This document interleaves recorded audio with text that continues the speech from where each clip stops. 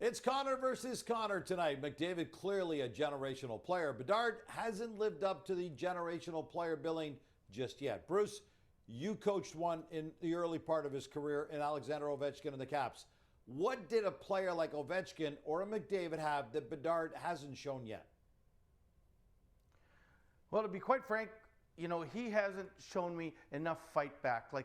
All the guys you mentioned, if it's Alex Ovechkin, in the beginning, people tested him, and you want to hit him, he'd hit you harder back. McDavid would slash and earn his space.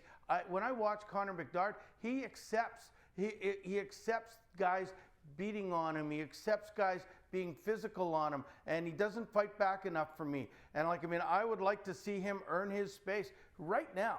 Nobody's afraid of Connor Bedard. When Edmonton is going out against Chicago, they're not focusing on their game plan being, hey, let's stop Connor Bedard and we can win. They're focusing on their game. And until he learns how to get in there, be gritty, and earn his space, and, it doesn't help to get two line mates that, if he had maybe Rantanen and Marner on his side, that might make for a different spot where then he can get loose and get his shot away all the time. But right now, you're just playing in his face, and you're not afraid of him, and you're not afraid of the Blackhawks.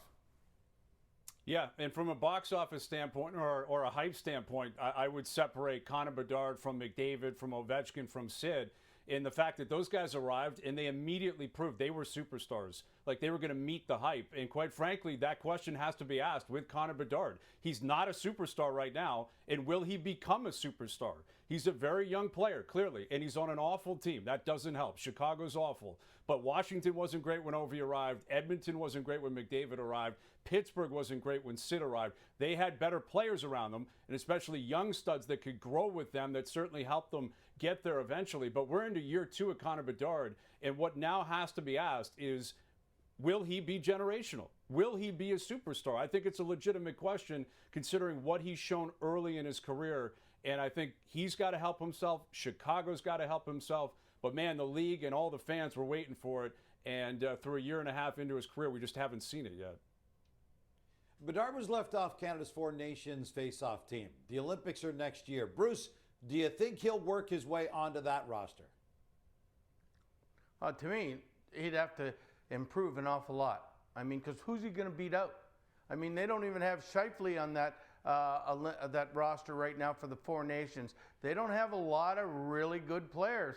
And I don't know, at the current rate that Connor's going, I don't see him making the team. It doesn't look, well, he's not going to be able to play the wing where he needs to win all the battles in the corner, because he doesn't do that. He's not a great face-off guy. Sure, he can be on the power play, but Canada has every player can play on the power play on that team. They're all great. I think you would need other players to fit better positions. And unless he could be a top 3 center on that team, I don't think he can make it. But they might take a few extra players because the Olympics should play more games. But listen, I don't think he's ready yet until he makes a drastic leap, and to show me he's that much better than the rest of the players in Canada. Right now, it would be hype over the player. And you know what? When Canada goes to the Olympics, I just care about Canada winning. I don't care who's on the team. Give me the best players. Right now, I don't think Connor Bedard deserves to be, and we'll see how it goes next year. Yeah, I don't think he's even close. I don't even think he's on a short list right now, which is somewhat shocking because of the way we hyped, again, Connor Bedard coming into this season, coming into the NHL. But you got to be fair to him. He's very, very young, and I do think this is a scenario where his team probably will not help him either, guys, because if he was in a winning situation, he might be able to show some winning habits. He might have opportunities in big platforms to prove, okay, I can step up in the moment. And that's just not going to happen with Chicago this year, and it's not going to happen between now and the Olympics in 2026. I fully expect they're one of the 5 or 7 worst teams in the league between now and then, so he's never going to get that opportunity. And like Bruce said, Scheifele's not on this team. Hyman's not on this team. Suzuki's not on this team. There's a long, long list of players that aren't even on the Four Nations, that are veterans, reliable, can play all over the ice. I don't see a scenario where Connor Bedard plays himself even into the conversation for the Olympic Games next year. If Bedard wants some Team Canada experience, he'll definitely be available for the World Championship this year. His Blackhawks are currently 22 points out of a playoff spot.